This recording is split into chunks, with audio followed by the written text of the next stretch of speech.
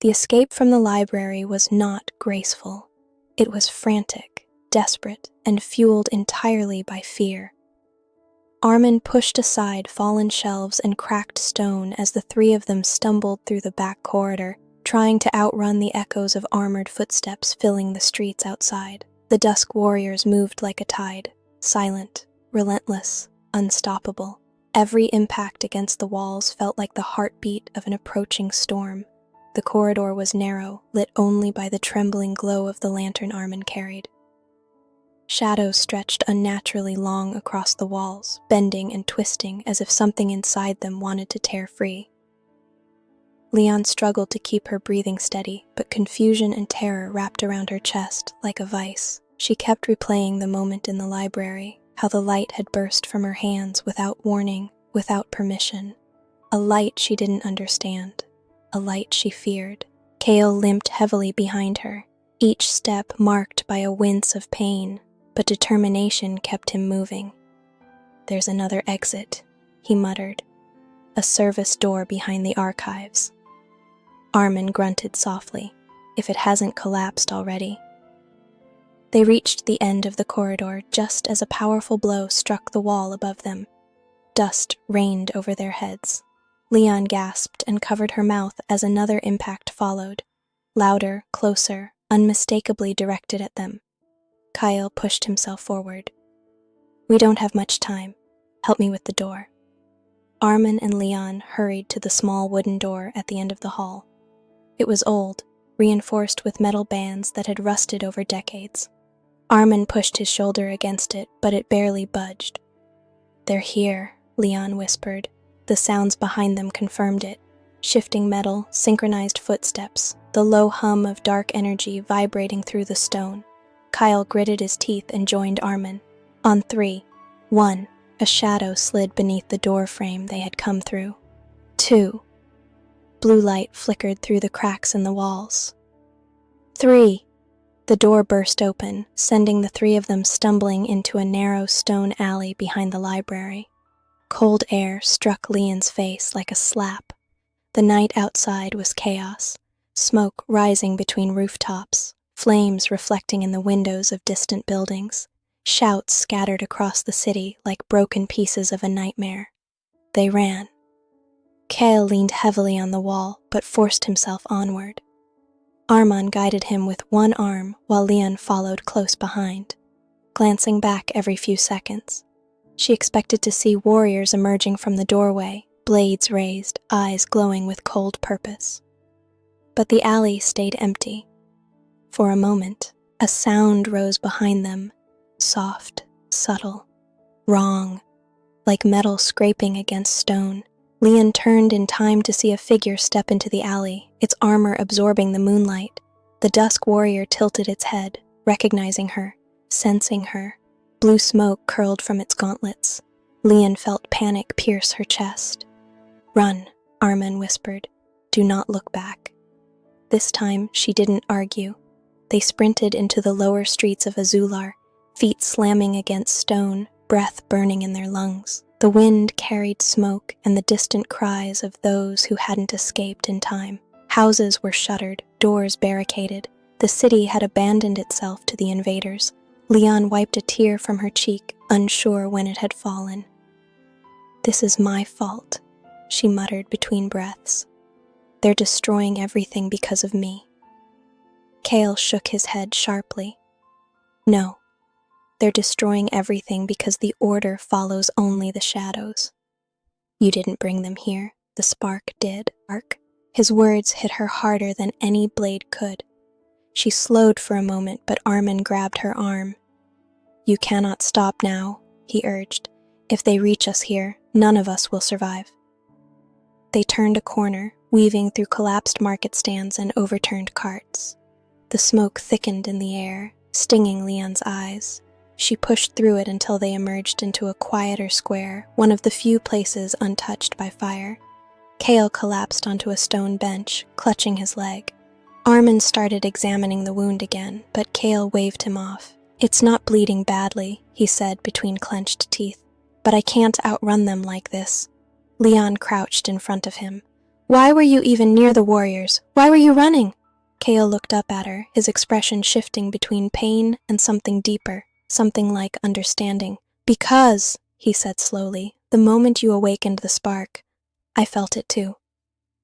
Lian froze. Kael continued, Not like you. I don't have the gift, but I have been hunting the ones who carry it for years. I've seen what it does to them, what it attracts, and when the book awakened you last night, I felt the energy tear through Azular like lightning. Lian felt the world tilt beneath her. Arman leaned forward. What are you saying? Kael's voice dropped to a whisper. I came to find her, to protect her, but the order arrived first. Lian stared into his eyes, searching for a lie, but found none. And before she could understand what that meant, the sound of marching reached the square, dozens of armored steps converging on their location. Kael looked over Lian's shoulder and whispered, They've found us again. The marching grew louder, echoing through the narrow stone streets as if the entire city had become a single hollow drum. Lian felt her breath catch at the sound. The Dusk Warriors were moving with precision, closing in from multiple directions. They were hunting, not blindly, not randomly, but with purpose. Her purpose. Arman extinguished the lantern and motioned for silence.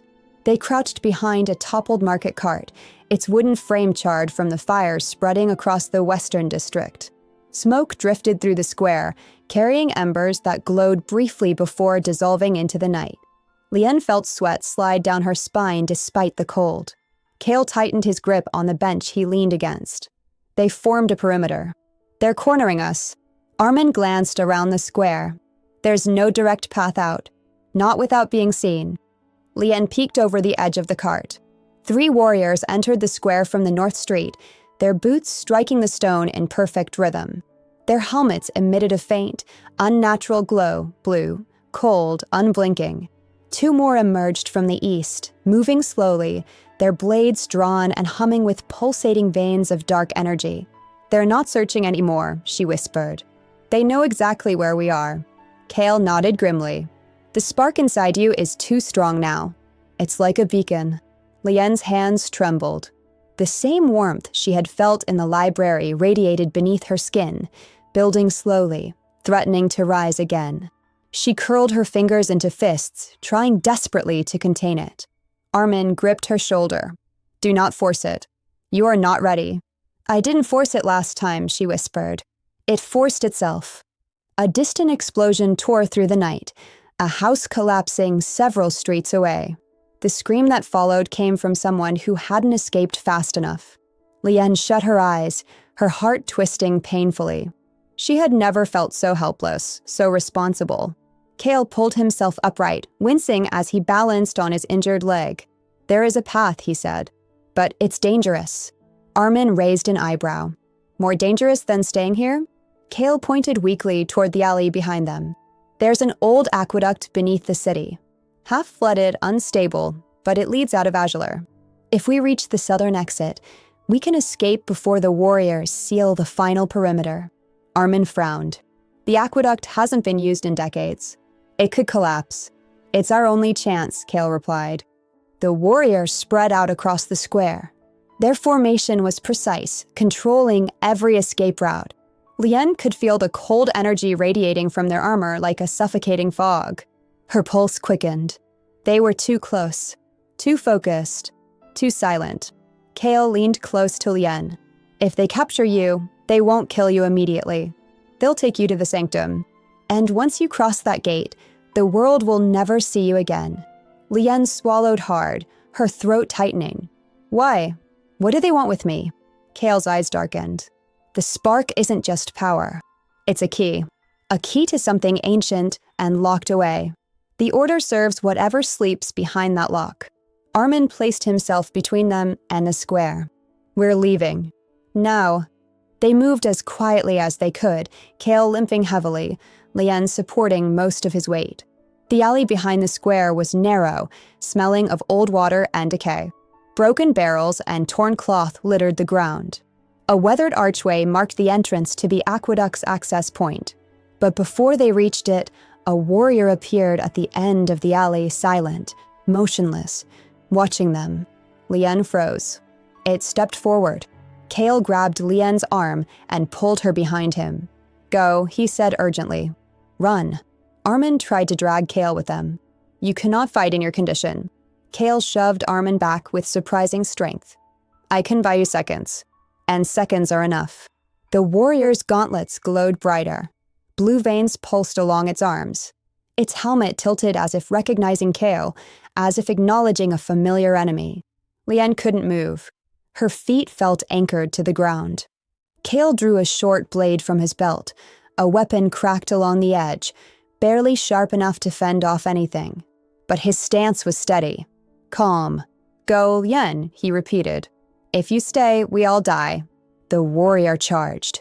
Kael met it head-on. Lian screamed his name, but Arman pulled her into the aqueduct passage. Her vision blurred as she watched Kael clash against the warrior, metal striking metal, sparks flying in the dark alley.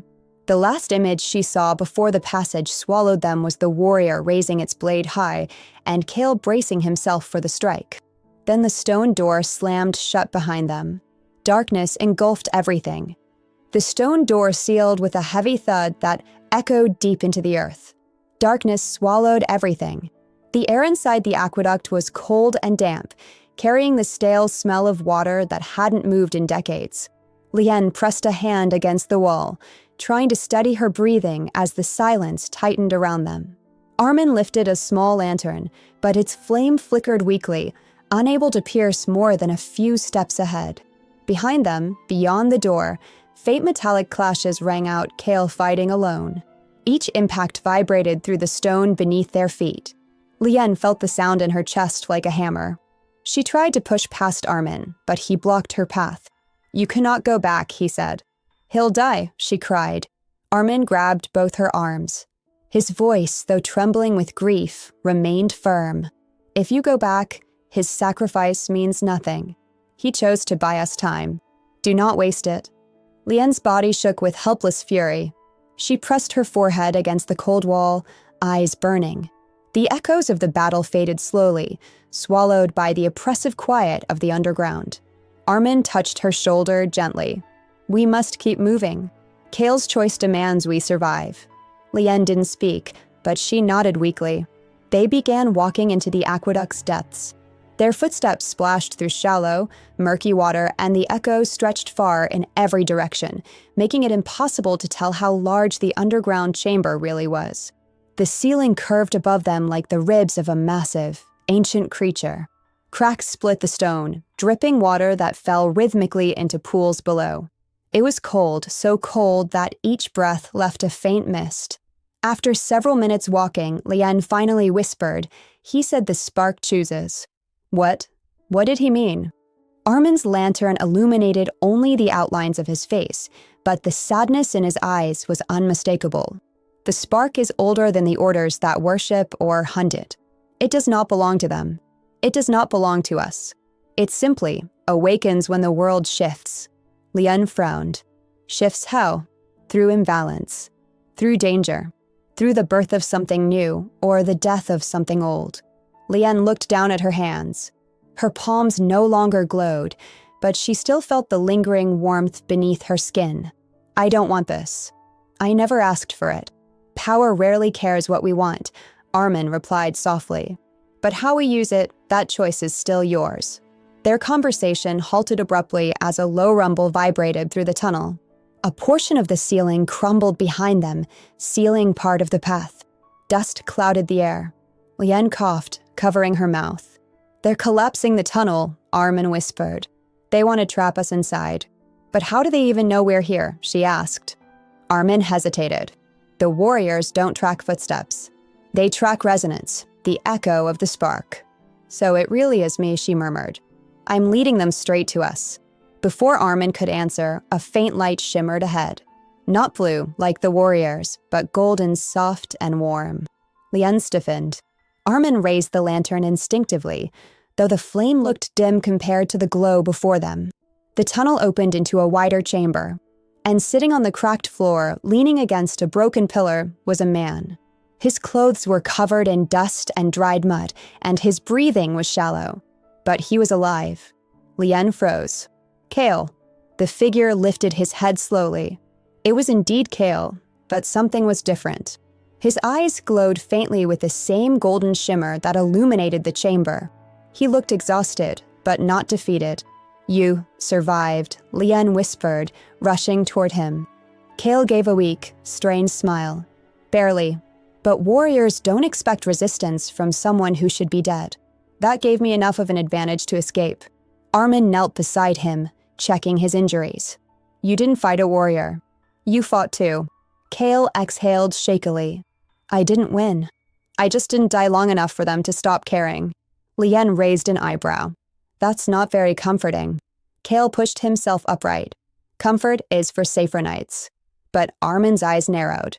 "Kael, how did you find us? This aqueduct is not connected to the main path." Kael avoided his gaze. "I followed the spark." Lian stepped back instinctively. "What do you mean, followed it?" Kael looked directly at her. His voice was quiet, steady, and unsettlingly certain. "The spark inside you doesn't only call the order," he said. "It calls everything tied to its history, including those who have touched its power before." Lian felt her skin grow cold. "You've touched it."